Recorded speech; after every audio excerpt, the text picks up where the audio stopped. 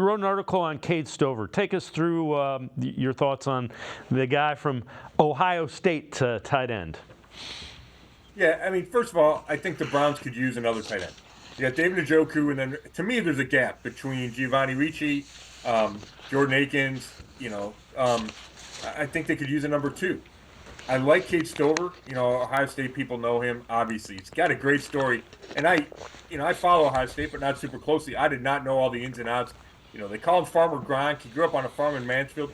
Is super proud of that.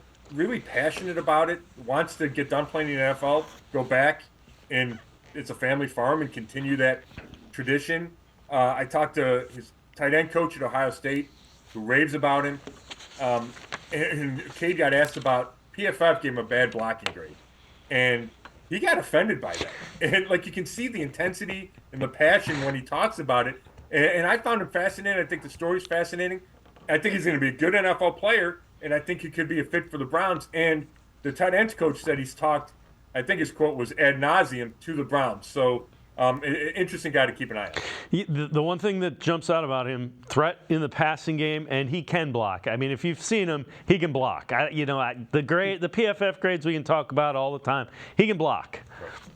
Yeah, he can catch and he can block. And the coach Keenan Bailey said NFL scouts asked him about him as a route runner, and he says, "Hey, he was our number 2 receiver behind Marvin Harrison Jr. In some games, he had more catches than Marvin Harrison Jr."